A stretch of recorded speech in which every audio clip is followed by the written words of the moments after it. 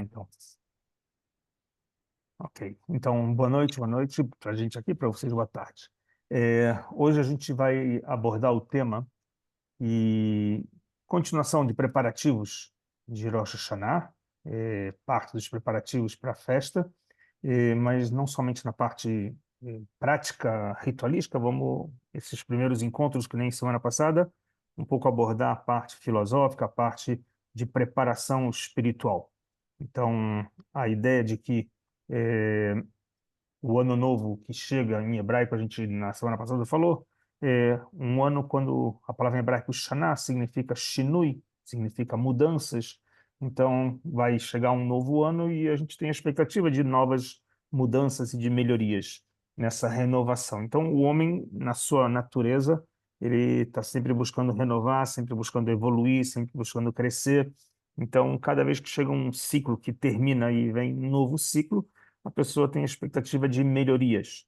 O que que eu posso melhorar? O que que eu posso renovar? Então, esse é o nosso tema para hoje, a renovação, como a gente pode se preparar. Um pouco do que a gente falou na semana passada, eu quero também lembrar para entrar no tema e a gente não ficar perdido. A gente falou na semana passada sobre, entramos no mês de Elul, que é um mês de arrependimento, um mês de reflexão, de introspecção. Então, a palavra Elul em hebraico tem uma citação, uma origem da palavra Elal, Alal, em aramaico, que é procurar, espionar, investigar. A ideia é de que nesse mês a gente começa a fazer uma avaliação, começa a procurar como foi meu ano, onde eu tive falhas, onde eu posso melhorar. Essa é a ideia que a gente comentou. Falamos que o mês do Elul é um mês também que tem um signo que é regido pela Virgem, a questão da pureza, de se preparar para o mês do Ano Novo, que é o mês da Libra. Rosh Hashanah é o mês que a gente chama o mês da balança, onde o mundo é julgado. Então, a preparação antes desse julgamento é pela nossa tradição de astros, que o judaísmo tem toda a questão da influência também das estrelas, da criação que Deus faz das suas influências como criações também divinas. Então, os astros também têm sua representação. O mês de Elul está ligado a essa energia de pureza, o signo da Virgem. E, curiosamente, cada um dos 12 meses também tem, isso é um outro tema a ser abordado, cada um dos 12 meses tem uma relação com alguma das tribos. O mês de Elul está ligado à tribo de Gad.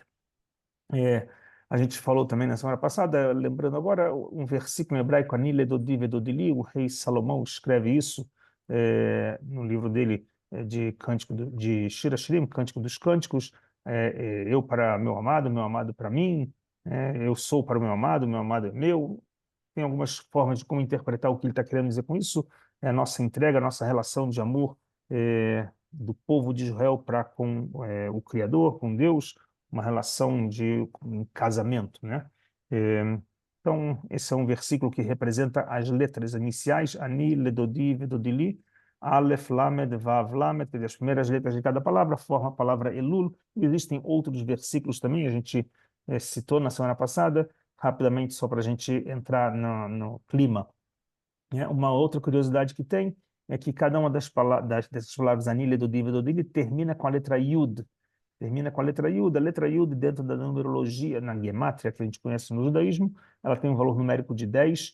Então, aqui a gente tem em cada uma dessas letras o final 10. Então, quatro letras formam um total de 40.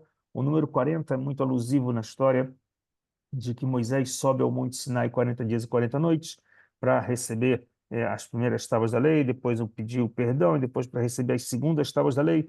Então, ele por 3 vezes faz essa peregrinação de subir 40 dias e 40 noites. O número 40 é muito forte também na vida de Moisés, 3 ciclos de 40, vai morrer com 120 anos, ou seja, o número 40 ele também tem aqui um simbolismo muito forte. E é exatamente o período que a gente tem do início de Elul, do primeiro dia de Elul, até depois de 40 dias, o dia do Yom Kippur, quando decida as segundas tábuas da lei, né? Então, isso é o que a gente também lembra da parte do início de Elul, o início dos 40 dias. Então, esse mês que a gente fala que é um mês de misericórdia, de arrependimento, de perdão, é um mês que está se sendo a nossa ferramenta para se utilizar de um processo de evolução para chegar no Rosh Hashanah e no Yom Kippur. Então, as tradições, os judeus sefardita acordam cedo para fazer, antes do clarear, acordam cedo para fazer as selichot, as orações.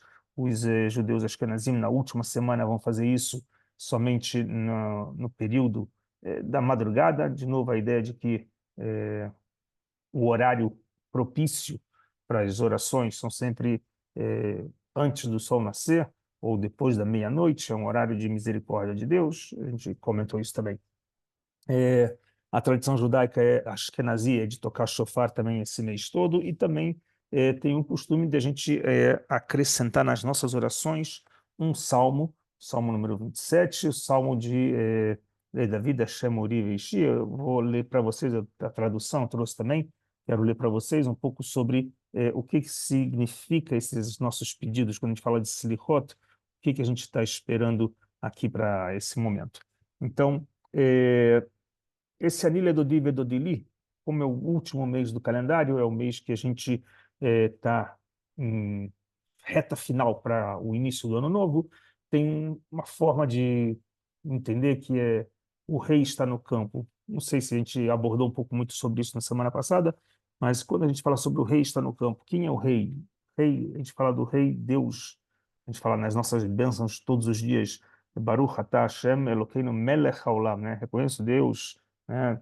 Rei do mundo, né? Que criou as coisas, que criou o pão, que criou a fruta, o rei Melech Haolam, rei do mundo, rei do universo, rei de tudo. Então, o Rosh Hashanah ele acaba se tornando para nós uma festa onde a coroação do rei é algo importante. E no mês que antecede, o rei como se quer se apresentar a nós. Estou aberto para conversas. Quem quiser me procurar, esse é o momento.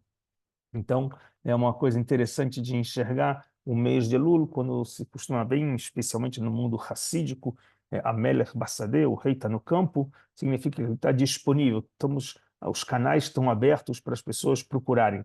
Quer dizer, pessoas que querem refletir, investigar sua vida, fazer seu momento de introspecção. Esse é o momento onde, dentro da filosofia, as energias estão abertas para serem comunicadas, ou seja, Deus agora está próximo de nós, como se ele não estivesse durante todo o ano, mas nesse momento um convite à nossa busca, um convite a um diálogo, um convite a uma ação que vai ser um processo de purificação, de arrependimento, o mês da tchuvá, como a gente chama, um momento de que a pessoa vai passar para uma evolução. Então, essa é a ideia do mês da Tchuvá, o mês de Elul, um mês que vem carregado com essa energia, onde as boas ações que a gente vai fazer nesse mês, elas vão servir de ferramentas para me apresentar perante o tribunal. Essa é a nossa ideia. Opa, do outro lado. Aqui. Então, queria trazer para vocês aqui uma coisas curiosas com relação a essa ideia do dia do Rosh Hashanah. Se a gente se prepara para o dia do Rosh Hashanah, o que aconteceu em especial no dia do Rosh Hashanah? Então, a gente fala que é o dia da criação do homem. Deus criou o homem, é o sexto dia da criação. O Talmud traz para a gente alguns ensinamentos muito interessantes. Um deles é sobre a criação do homem. E ele ensina no Talmud uma passagem muito bacana que diz que são, na verdade, três sócios na criação do homem. Quem são os três sócios? O pai, a mãe e Deus. Ou seja, existe aqui uma parceria, onde o pai e a mãe, em hebraico, o pai é Av, e mãe é M. Deixa eu botar aqui um marcador para laser point para vocês entenderem. Aqui a palavra pai e aqui a palavra mãe, Av, M. Em hebraico, cada letra tem um valor numérico. A letra Aleph vale 1, a letra Bet vale 2. Quer dizer, a palavra pai tem um valor numérico de 3. A letra Aleph e a letra Mem, de mãe, M, vale 40. O Mem vale 40, o Aleph vale 1, então 41. A mãe vale 41, o pai vale 3. Juntos eles são 44. Adam quer dizer o homem, o Adão, ele vale 45. Aleph é 1, Dalet é 4, Mem é 40. Então, 44 mais 1, 45. Ou seja, pai e mãe, eles só conseguem formar o 44. 44 é sangue. Dam é sangue. Para que esse sangue vire Adam, ele precisa ter o um. Um é o divino, um é Deus. A ideia de que o Talmud traz de que Adam ele é resultado da criação em parceria de Deus com o pai e a mãe. Existe uma parceria nessa criação. É interessante pela questão da numerologia, porque as palavras têm significados e as letras vão ter números, os números vão ter influências na vida das pessoas. Quando Deus cria o homem, ele cria não só o homem, ele cria também o homem e a mulher. Ish veishá, né? Ish veishá, e é interessante que Ish veishá se escrevem com duas letras em comum, que é a letra Aleph e Shin. O homem tem o Yud e a mulher vai ter o Rei. É, não vamos entrar nos detalhes cabalísticos agora, que não é esse o mais importante. A ideia agora é sobre a reflexão. O tema seria a renovação, a reflexão, aonde o homem pode evoluir. Então, no papel da criação homem-mulher, aonde na criação eles têm algo em comum. Algo em comum é a letra Aleph e Shin. Aleph e Shin na literatura significa Esh. No hebraico significa Esh. Esh é fogo. E é interessante que a ideia do fogo, o fogo é o que aquece, fogo é o que também queima, né? Fogo traz o calor, mas fogo também pode incendiar e queimar e destruir. Pode construir, pode soldar, mas também pode destruir. Então, o papel de homem e mulher juntos, eles podem ter entre eles juntos fogo. Um fogo que pode ser caloroso, que pode ser um fogo de construção, de fusão, como se faz as soldas, mas também pode ser um fogo de destruir. O que vai ser o divisor das águas vai ser a letra Yud e Rei. A letra Yud e Rei, que significa o nome de Deus. Ish e Shah, se tem o nome de Deus, então aqui a gente tem a bênção. Se não tem o nome de Deus, é o fogo puro. O fogo puro pode ser um dia para construir e soldar e aquecer, outro dia pode ser para incendiar e queimar. Então, é interessante que na criação do homem, também dado para o homem e mulher, nesse dia, é uma regra de que eles têm que estar em harmonia com Deus. Ou seja, o pai e a mãe na criação do homem e o homem e a mulher na sua harmonia em vida conjunta, harmonizado com Deus. Isso é uma das curiosidades que tem. Mas uma vez que a gente está falando de curiosidade de homem e mulher, muitas vezes as pessoas perguntam sobre o alfabeto hebraico. O alfabeto hebraico ele é um alfabeto que ele é todo numérico. Todas as letras vão ter número. A letra Aleph, ela é o valor de 1, a letra Mem 40 e a letra Tav de 400. Ou seja, aqui nessa letra que é a palavra Emet, verdade, tem um valor de 441. É curioso que Emet também, verdade, é a primeira letra do alfabeto, é a última letra do alfabeto e a letra do meio do alfabeto. Significa dizer que a verdade ela tem do início, meio e fim. Não tem 99% de verdade e 1% de mentira. Quer dizer, 1% de mentira, o 99% de verdade significa 100% de mentira, né? Ou seja, não existe 1% de mentira. Então, a verdade ela tem que ser do início ao fim, do Aleph ao Taf. Então, aqui a palavra emet representa a verdade. Curiosamente, a palavra que eu trouxe aqui para vocês em hebraico, sheker, sheker é mentira. Elas são as últimas letras do alfabeto antes da letra Tav. As últimas quatro letras seriam Kuf, Resh, Shin, Taf. Essas daqui, com mais essa, seriam as últimas quatro letras do alfabeto. Se a verdadeira Emet, a Taf, ela representa o final do alfabeto, as outras três anteriores, elas são como se fossem os 99% da verdade, e é 100% da mentira. Então aqui forma a palavra sheker. Shekel é curioso, também tem números, né? Aqui o número do Shin é 200, o de Kuf é 100, o de Resh, desculpa, o de Resh é 200, o de Shin é 300, o de Kuf é 100, está invertido aqui. Então, o somatório deles é 441 e aqui o somatório é 600. Quando a gente fala de numerologia, o número vai, numa numerologia pequena, que a gente chama, de 1 a 10. E aí, então, a gente vê que 441 é 441, significa 9. E sheker, que é 200, 300 e 100, 600, e a numerologia pequena é 6. Ou seja, invertido, 9 e 6. A verdade e a mentira, elas têm uma numerologia invertida. Apenas uma curiosidade. Isso aqui para entender sobre a atuação, uma vez que o homem ele se avalia ano após ano, e a primeira coisa que ele vai olhar é olhar se eu estou no meu mundo da verdade, se eu estou me enganando, se eu estou evoluindo, se aquilo que eu prometi eu cumpri, ou seja, todo o processo de renovar, aonde eu fiz coisas boas, aonde eu fiz coisas erradas, onde eu fiz meus erros e eu quero corrigir, então eu não posso mentir para mim mesmo. Então, são coisas, são conceitos que na renovação do ano faz as pessoas refletirem o mundo dos preparativos, o mês inteiro, esse mês da chuva, dos preparativos, esperam que a gente olhe para nossos espelhos, para nossas imagens e pergunte se eu estou sendo verdadeiro, se eu estou melhorando, se eu estou avançando, evoluindo. Essa é a ideia.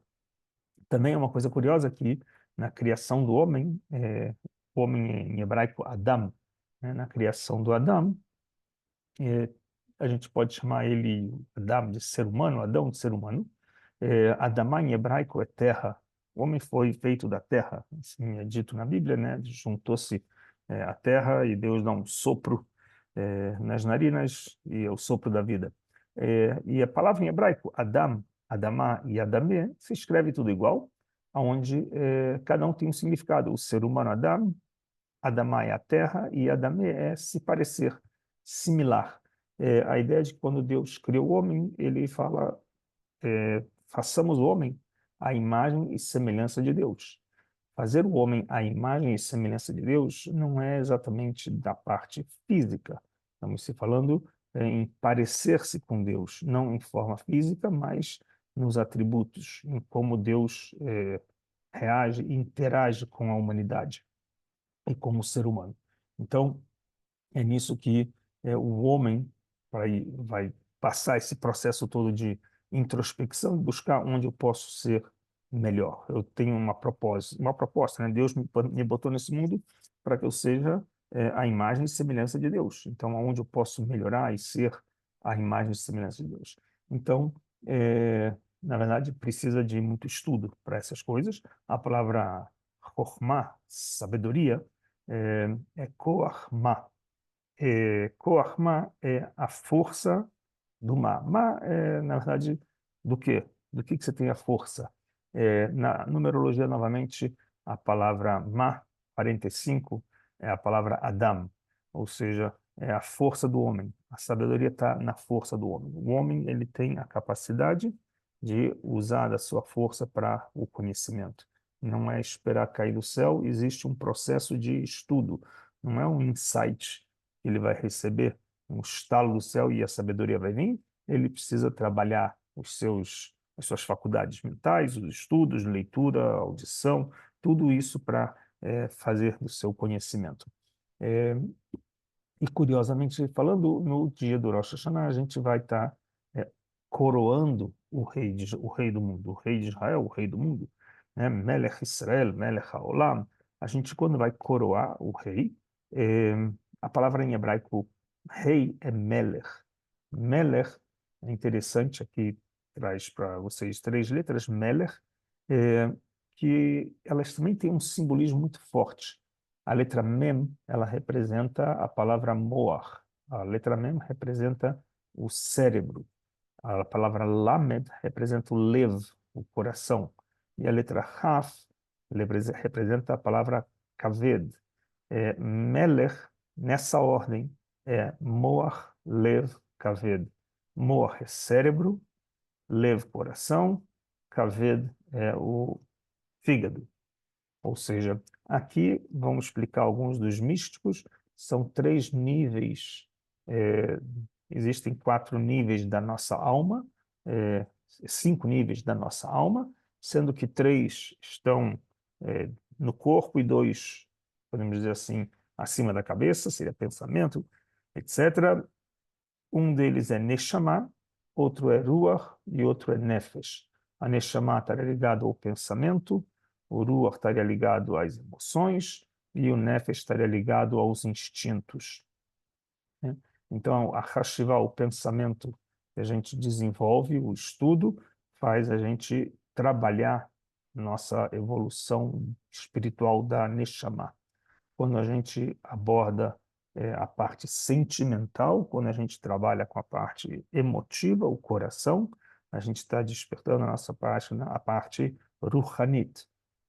E quando a gente trabalha com o Kaved, com o instinto, com os desejos, é a parte da Nefesh, é a parte do nível espiritual mais baixo, podemos chamar assim, mais próximo da matéria.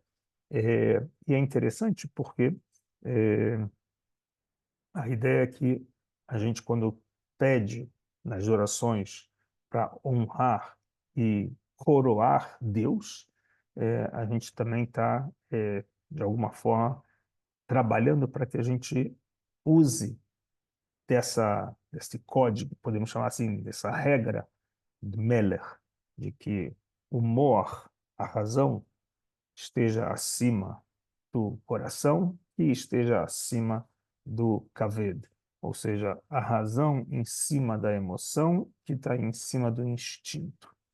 Ou seja, se eu quero ter uma vida onde eu vou poder atuar e fazer as coisas dentro do que é esperado, de bem, de produzir o bem, de fazer o bem, de fazer aquilo que espero, então a ideia é fazer como? É fazer nesse padrão racional, emocional e depois com instinto. Se eu usar do meu instinto antes da razão, ou se eu usar da minha emoção antes da razão, eu posso fazer papel de palhaço, eu posso fazer um papel de nada, ou seja, perco toda a moral. É uma pessoa que não usa da sua cabeça, do seu lado racional, ele pode acabar agindo de formas tonta. Muitas vezes, em situações, ele vai inteiramente emotivo e perde o chão, né? Ou seja, as pessoas, a gente conhece pessoas que vivem só da parte emotiva e não trabalham a parte racional, e muitas vezes se dão com os murros na água, né? Ou pessoas que vivem de instintos, e pior ainda, esses perdem muita coisa, né? Quem vive de instintos pode ser em assunto de relacionamento, pode ser em assunto de jogos, de drogas, de o que for, e a pessoa perde o comando da vida dele. Ou seja, para a pessoa viver num estágio de Meller, de rei, não precisa ser só sangue azul.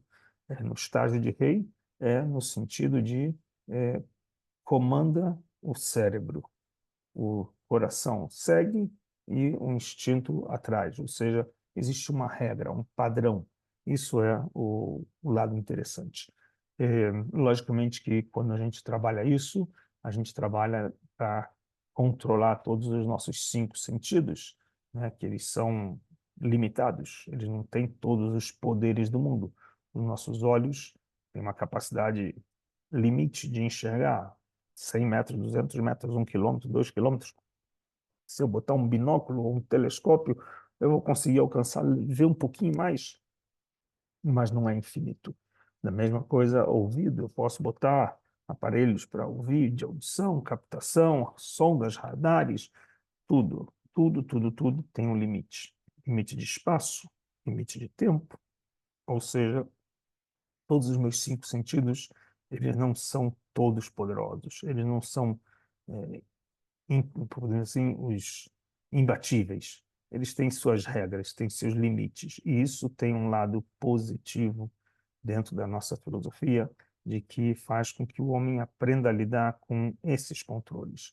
Ele pode até desenvolver, se quiser estudar e avançar nos estudos cabalísticos, de despertar e desenvolver um pouco mais dos sentidos, onde ele vai poder escutar melhor, vai poder ver melhor, mas primeiro teria que ter um equilíbrio humano muito forte, porque imaginem vocês, se a gente pudesse enxergar todos os espíritos que passaram por esses mundos, em todos os mundos, dando voltas, a gente ficaria louco. Imagina ver um monte de espíritos de séculos passados, de milênios passados, espíritos de todos que passaram, judeus, não judeus, combatentes e todo.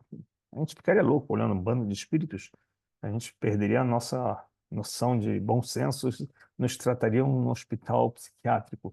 Ou seja, quem tem o controle, quem consegue, com a base, com bom senso e equilíbrio, evoluir nesses sentidos, né? Se a gente já evolui um pouquinho mais, de enxergar um pouquinho mais, com conhecimento já nos tratam diferente, aquele enxerga um pouco mais, mesma coisa aqui, mas sim, cada um de nós deve procurar expandir os nossos conhecimentos e os nossos instrumentos, esses que Deus nos deu, e cuidar também de não poluí-los. Porque se eu poluir a visão, se eu poluir minha audição, se eu poluir meu olfato, se eu poluir meu tato, se eu poluir o que eu ingiro, o que eu falo, o que eu como, se eu poluir isso, então não vou estar potencializando o melhor que os instrumentos e as ferramentas podem oferecer. Então a ideia é que na criação do homem foi dado para a gente algumas faculdades, do homem para a mulher, foi dado algumas faculdades, a gente com um potencial de eh, imitar a Deus, né? Fomos criados à imagem e semelhança, ou seja, usar de todas as ferramentas que Deus nos deu para procurar imitar a Deus naquela sua forma de agir, como Deus agia. Então, isso é também um tema como Deus agia, que a gente vai também ver. Mas, para se preparar para esses dias de festas, a gente tem uma denominação muito interessante, porque as pessoas às vezes perguntam: dias são festivos ou são temíveis? É um dia de festa, em hebraico chamamos de Yamim Noraim, que seriam temíveis, mas também vamos chamar de os grandes festas. Então, eles são dias alegres. Como eu posso falar que é temível e também alegre? São temas curiosos. Então, eles entram num tipo de paradoxal, as energias que passam. Então, curiosamente, a gente passa todo esse mês com uma pressão de se preparar para esse dia. Está chegando o dia, a gente tem que procurar corrigir, procurar. Então, a pressão, ela não é por acaso. Em hebraico, lachatz é pressão. A palavra lachatz tem na sua raiz a palavra também atzlachá. Atzlachá significa sucesso. O sucesso não vem só porque a gente está sentado esperando cair do céu. Não, postei um número na loto, vou esperar o sucesso. Não. O sucesso vai vir com muito trabalho, com muita pressão. As coisas só acontecem. Vou dar um exemplo: um diamante original, não desses made in China, um diamante original, ele vai se encontrar em umas minas, bem no fundo das minas lá. Cara, vai lá, entra nas minas, quebra, vai lá descobrir, quebrar, lá no meio de toda aquela coisa lá, vai ter que aparecer umas pedras que tem que lapidar umas pedras preciosas, aí dali sai o diamante, depois de muita pressão que tem naquelas pedras. Ou seja, a criação de algo valoroso, que é uma pedra preciosa, um diamante, passou por um processo de pressão tremenda dentro das camadas da Terra, carbono e tudo mais. É um processo da criação de um diamante natural. É algo que passou por uma pressão inimaginável. Mas uma pessoa que passa por uma pressão como essa, ela também se torna um diamante, ela se torna um sucesso. Precisa lapidar, tem que lapidar, mas ela é um sucesso. Ou seja, a pessoa que supera a pressão. Ou seja, tem que aprender também a lidar com o estresse para a pressão não derrubar as pessoas, mas sim servir de estímulo para a pessoa, de plataforma para a pessoa seguir avançando e chegar no seu sucesso. A gente costuma, sempre quando se aproxima o Rosh Hashanah, e o mês inteiro vai ser um tal de Shana Tová. Shana Tová, todo mundo vai cumprimentar uns aos outros com Shana Tová o Metuká. Shana Tová o Metuká, tradução muito simples, seria um ano bom e doce. Bom e doce. Tem muitas explicações interessantes, eu falei na aula passada, Shana Tová, que de Shana de Shinui, né? Mudança, uma mudança boa, Shana Hadashah, uma renovação, uma nova iniciativa, uma Shana, Shinui, mudanças. Shinui é mudança. Então, mudanças boas, boas porque vai entrar agora um novo ciclo, novas mudanças. Novas mudanças, agora, porque o metuká significa doce, um ano doce. Se você me fala um ano bem-sucedido, um ano rico, um ano próspero, um ano bem-sucedido, mas doce, o que eu sou produtor de bolo, o que significa doce?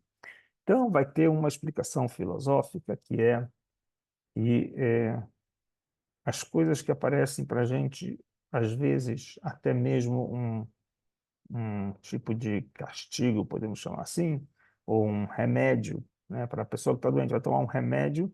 O remédio não é a coisa mais agradável do mundo. Pode ser um remédio amargo e pode ser um remédio doce, um xarope doce. É um remédio. Então, que a cura, o remédio, se ele tiver que vir, que venha doce.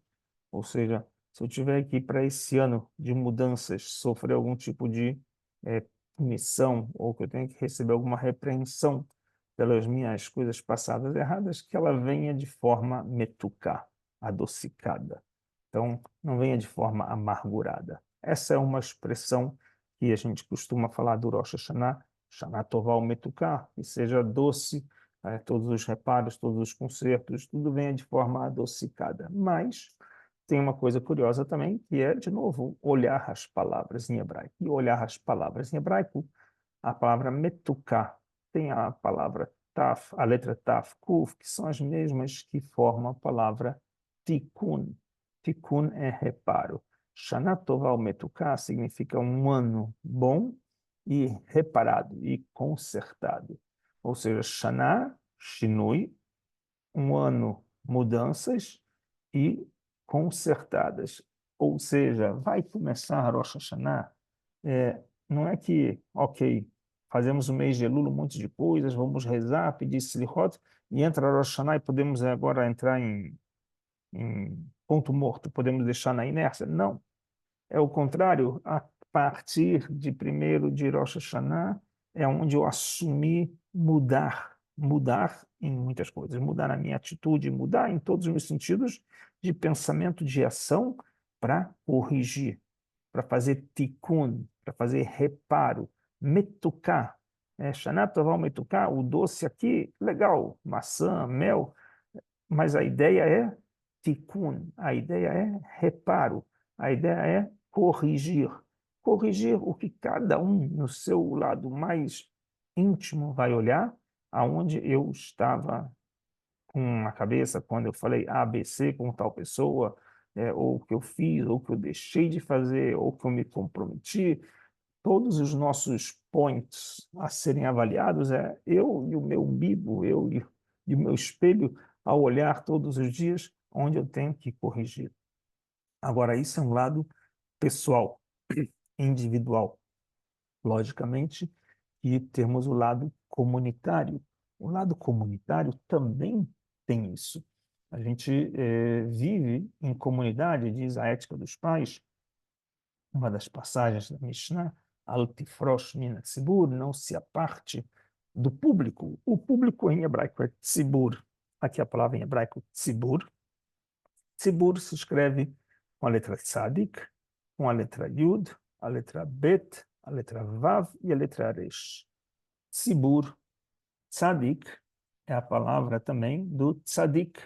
Tzadik significa o justo. A letra tzadik também representa a letra do justo, tzadik. A letra bet é o Benoni, é o intermediário. E a letra resh representa a palavra de irachá. Irachá é o contrário do tzadik, o contrário do justo, é o não justo, o malvado. Interessante, então, que um tzibur, uma congregação, um público, ele é composto com 3 tipos diferentes de pessoas. Vão ter os justos, vão ter os não justos e vão ter os intermediários. Isso é importante, que é para se compor um público, entender que vamos ter pessoas de qualidades diferentes humanas. E é interessante que, para a palavra tzibur tomar consciência, a próxima entre o Benoni, entre o intermediário e o tzadik, tem a letra Yud. A letra Yud é a letra da revelação de Deus, é a letra que tem um valor numérico 10, é a letra que ela é a conexão com Deus. E a letra Vav também é uma letra do tetragrama da palavra de Deus, ela é uma letra que já faz a conexão para baixo, ela não está para cima, o desenho do Yud de baixo para cima, e enquanto que o do Vav, ele é um que vai até embaixo, a ideia de que ele vai resgatar os que estão lá embaixo, o Rachá, que se encontra aqui. Então, o Tzadik, ele está apoiado, ele tem como, podemos falar assim, motivação, o Yud, que está do lado dele. Enquanto que o Vav vem para resgatar o Rachá antes que ele caia no buraco, ou seja, o Vav ele vai servir de apoio para o Rachá. Então, a palavra Tzibur tem essa composição, onde temos justos, intermediários e pessoas, vamos dizer assim, malvadas, né? Onde, de acordo com quem você vai andar, você pode estar salvo, né? Ou seja, o tzadik, enquanto ele anda junto do Yud, enquanto ele anda com uma inspiração divina, com a conexão divina, ele continua se elevando como um tzadik, como um justo.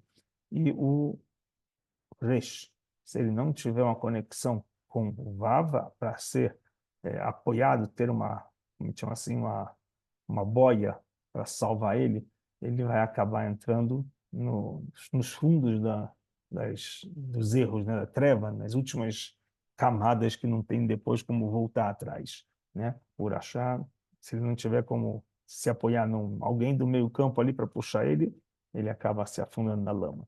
Então, isso é uma coisa interessante, é o tzibur. Tzibur. Outra coisa curiosa é que o nosso dia de Rosh Hashanah, o Talmud, tem aqui um tratado de Sanedrin, Sinédrio, ele diz a seguinte coisa: pois é necessário que todo homem diga, o homem inteiro não foi criado senão por mim, minha causa. É isso que o Talmud está falando. O Talmud está falando, olha, Deus revelou para você que o mundo inteiro foi criado por você, pela tua causa. Significa dizer que o mundo foi criado pela minha causa, então eu tenho que ver, observar todos os meus momentos, todas as condições do mundo de preencher o mundo e orar por eles. Se tudo que está no mundo foi criado por minha causa, então o que eu fizer pode levar o mundo para a direita ou para a esquerda, para cima ou para baixo, para chover ou para ter seca. Tudo depende agora de mim. Se eu sou vamos dizer assim, o pontapé final do pênalti aqui. Então, o que fazer? Isso explica o sábio cabalista Rabbi Nachman de Breslov, no livro dele, Likutei Moharan. E seus alunos explicam que eles abrem o artigo dele com as palavras assim da Gemara. É necessário que cada pessoa diga, por minha causa o mundo foi criado. Ou seja, cada um de nós tem que olhar nessas preparações para Rosh Hashanah e falar, olha, o mundo foi criado por minha causa. Eu sou o motivo da criação. Se o mundo foi criado para mim, então eu preciso cuidar dele. Eu tenho que zelar do mundo. Eu tenho que ver para que tudo esteja andando, né? Que tudo esteja íntegro, que não tenha nada destruído, que ninguém depredou nada. Se o mundo foi criado exclusivo para mim, eu tenho que cuidar para que nada saia do lugar. Ok? Isso é o que o nosso Zohar, o livro da Kabbalah, explica para a gente. Ou seja, se a pessoa deve sempre pensar que o mundo inteiro depende dele, e por assim ser, então ela vai ajudar a todos. Se você vê alguma coisa falhando, se vê alguém que está passando mal, se vê alguém que está errando, alguém que está destruindo, depredando uma árvore, está queimando lá nos campos, sei lá, de São Paulo, alguém está atacando fogo, não sei o quê. Você está vendo pessoas fazendo coisa errada, o mundo depende de você. Você é o salvador agora da pátria. Você que tem que decidir, olha, se isso queimar, eu sou responsável de levar o mundo para queima total.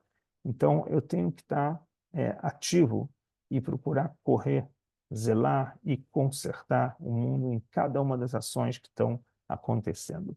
E os sábios falam, né, dentro de uma literatura do Midrash, assim como numa casa, a gente pode olhar a casa e vai saber quem é o construtor. A casa vai te dar sinais de que tem um construtor, que você vai ver todas as medidas, tudo que tem. A roupa, a mesma coisa. Você vê a roupa, você vê, tem um tecelão que trabalhou aqui, porque você vê os cortes, você vê as costuras, você vê as medidas, né? A porta, a mesma coisa. Você vê a medida da porta, o tamanho da porta, o encaixe. Olha aqui, o trabalho de um carpinteiro. Você vê a obra e você sabe quem é o obreiro, quem fez. Assim também é quando você olha o mundo e se informa, pô, eu vejo esse mundo com toda a perfeição, assim, tem um Criador que está mantendo tudo isso. Então, nós somos responsáveis, não somente porque agora vai entrar o mês da Libra, e a gente vai entrar no mês da balança, e a gente vai ficar lá no julgamento, Rosh Hashanah, vamos para o livro da vida, para o livro da morte, julgamento, mas cada um de nós tem o poder de definir o jogo do mundo inteiro. Cada um de nós tem um potencial enorme para isso. A gente está exatamente, em hebraico fala machatzit. Machatzit quer dizer a gente está na metade. Nós estamos na metade, o mundo inteiro dividido. Está lá tantos bilhões de pessoas do mundo e está dividido. Metade para um lado, metade para o outro. Agora está na tua vez. O que você faz para poder decidir se o mundo vai tender para a direita ou vai tender para a esquerda. Você é o último pênalti a ser batido, né? Então é interessante que a palavra machatzit, que é na metade, ela tem é, as letras mem, het, tzadik, yud, taf. Curiosamente, mem e taf formam a palavra met. Met quer dizer morto. E a palavra het e yud, a palavra chai, vivo, ou seja, está no meio da jogada. Tudo empatado. Agora a última tacada, a última jogada. O que fazer? Como fazer para saber se você vai para a vida ou para a morte? Então é interessante que aqui no meio a letra é tzadik. Tzadik, a gente falou que a letra em si é a mesma palavra do personagem, tzadik. Tzadik é um justo, uma pessoa justa. Então, procurar ser justo ou andar com os justos, e aí a chance grande de que vocês vão estar lá com Hetzi, o Rei, Rai, Het, Yud, vão estar com o Tzadik. E assim vocês vão tender para uma balança de vida.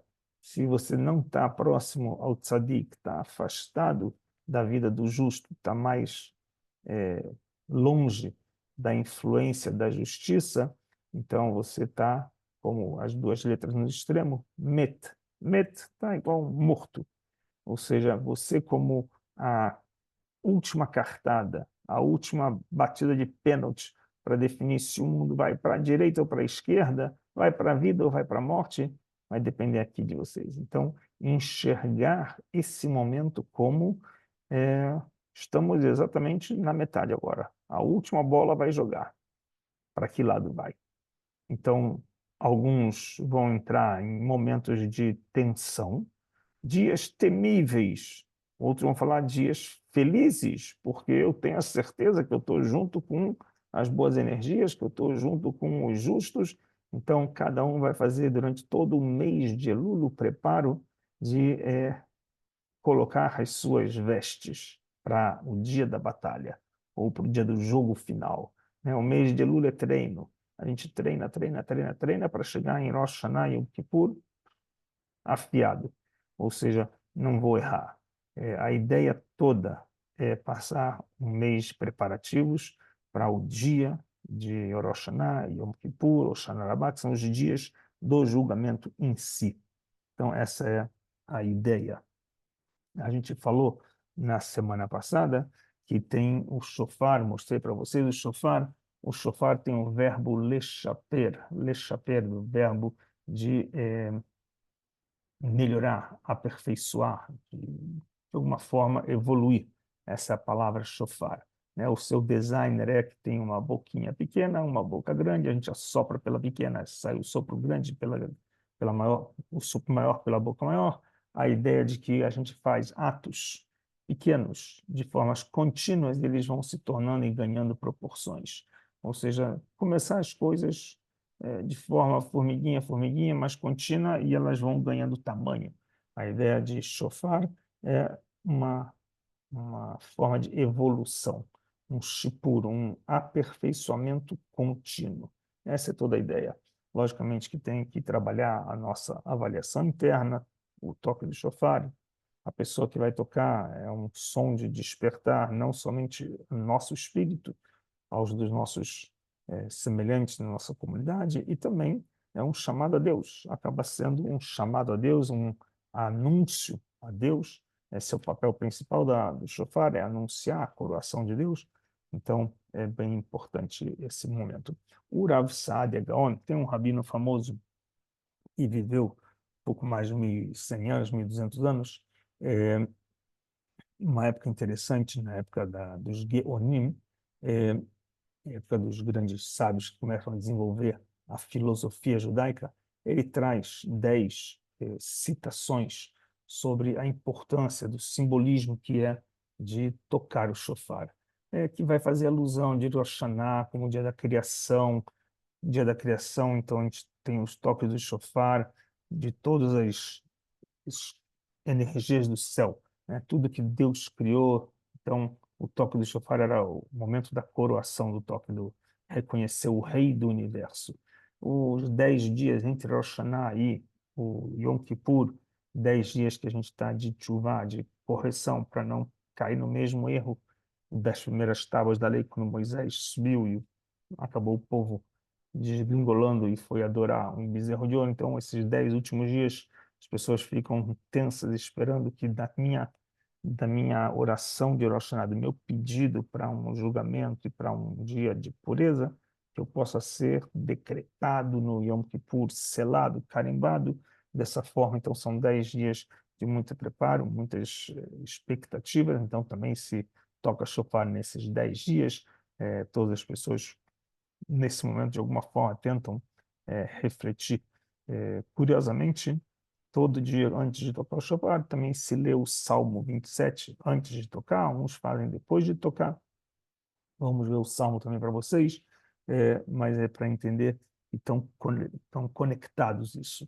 É, Tem algumas alusões, a alusão de que o shofar vai nos remeter, levar a gente para a entrega do Monte Sinai, quando no dia da entrega da Torá, se diz Kol shofar olech lechazek meod, que a voz do shofar se fortaleceu, ou seja, se ouviu o som do shofar também na entrega do Monte Sinai. É, as palavras dos nossos profetas eram fortes, eram como os toques do shofar, também tocavam as trombetas quando iam para se congregar no templo, as pessoas eram chamadas, ou também quando saíam para as guerras, também se tocavam o shofar também a gente lembra do compromisso que teve com a oferenda de Isaac, na hora da oferenda, um carneiro é substituído e é preso pelo shofar. Então, o shofar tem uma série de compromissos que o Rabino Saadia Gaon argumentos que vão nos trazer de reflexão, né? O shofar, a gente sabe que na época de Jericó derrubou as muralhas, a cidade foi conquistada pelos sacerdotes, 7 dias dando voltas, tocando o shofar. Ou seja, o shofar, ele vem remeter assim, que o povo vai tremer de medo. As pessoas vão ter medo de ouvir o toque do shofar. Os profetas falam isso, o profeta Amós, no dia do julgamento final, de que a gente chama da redenção final, cabe a shofar gadol tem um toque de shofar, vai ser vai ser um toque que vai ser de alegria, de júbilo, um toque longo desses, é, que todo mundo vai ouvir, todo mundo vai ninguém ficar disperso, vai todo mundo acordar com esse toque de shofar, né? Então, o toque do shofar acaba servindo como um fortalecimento da nossa conexão. Ao ouvir o shofar, a gente desperta essa nossa fé de reunir o povo ao redor de uma, um reconhecimento, uma ação que é de reconhecer o Criador e a nossa renovação perante Ele nesse dia. Então, é isso que os nossos sábios nos ensinam. Também os trechos talmúdicos aqui de Isaías, que seria naqueles dias, sorá o grande Jofar, e voltarão a pertencer à terra de Ashur, e todos vão retornar para a terra de Israel, todos os dispersos. Ou seja, vai ser um toque de chamado de retorno. Venham, venham. Retorno físico, retorno geográfico, retorno espiritual. O toque do shofar é um toque que abre portas. Então, essa é parte da ideia do toque do shofar, e a gente, para quem tiver esse mês, vai estar ouvindo todos os dias nas sinagogas, é uma opção. A outra coisa que tem nas Slichot, que os sefaradim começam já desde o início, desde o primeiro dia de Elul até o último dia, os Ashkenazim somente na última semana, entre as muitas rezas, vai ter um trecho de reza que vai se repetir também ao longo das grandes festas. Ao longo de Rosh Hashanah, ao longo de também Yom Kippur, vai se tocar também, vai ser cantado, né? Também o trecho esse da reza, é o trecho chamado Shlosh Esrei Midot, 13 atributos, atributos esses de piedades, ok?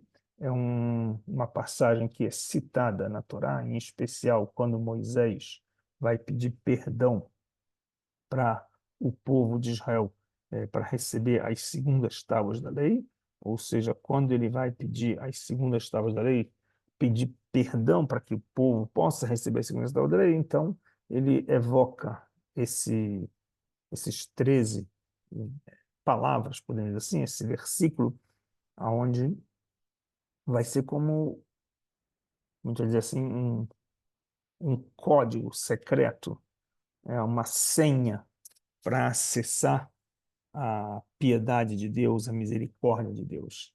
Então, se alguém pensa que se encontra numa situação fundo do poço, existe uma chance acessando essa senha, que são esses 13 atributos de piedade de Deus. Estudar eles, rezar eles, vai ter um papel importante. Moisés usou ele e Deus perdoou o povo. A gente, ao longo das nossas orações, tanto em Slichot, lemos bastante vezes, e durante as festas de Rosh Hashanah de Yom Kippur, também lemos várias vezes. A citação, eu vou já passar para vocês, mas tem uma sugestão, tem um livro chamado Tamareira de Débora. Tamareira de Débora é um livro escrito pelo Rabino Moshe Cordovero, não coloquei aqui, mas ele se encontra em português sendo vendido na editora Sefer, talvez outras editoras que têm livros em português. É, Tamareira de Débora em português não tem muitas opções. Rabino Moshe Cordovero, um cabalista do século XV, morreu em Tzfat, origem da família Espanha, Córdoba.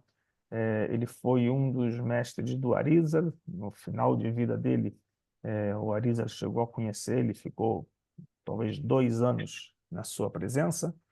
Depois ele acaba sendo o substituto em Tzfat do grande Rabino Moshe Cordovero, e o Arizal assume a continuidade da liderança dos ensinamentos da Kabbalah. E ele escreveu esse livro, Tamareira de Débora, que é abordando sobre os 13 atributos, como entender eles, como conhecer eles, como usar eles para nossas orações, como instrumentalizar isso, já que a gente vai repetir várias vezes essa reação dos atributos, vamos repetir várias vezes, então que a gente possa colocar nossas intenções adequadas, né? Cada uma delas, Deus misericordioso, que Deus é aquele que ele, ele é misericordioso antes que a pessoa peque, depois que a pessoa peque, e ele é o que dá para a gente, julga a gente denota o poder de cada governante na natureza, ele julga cada pessoa de forma autêntica, ele é misericordioso com os pobres, com os oprimidos, salva dos opressores, alivia o castigo dos culpados. Hanun, ele é generoso, mesmo com aqueles que não merecem. Ere Rapaz, ele é paciente com os justos, com os ímpios.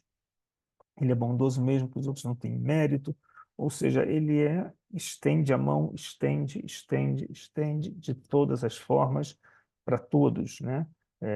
Venoten Hesed, Notzer Hesed Alafim, e ele dá bondades para gerações e gerações, no Seavon, Over Arpesha, ele consegue abolir o pecado, ele assim deixa passar, né?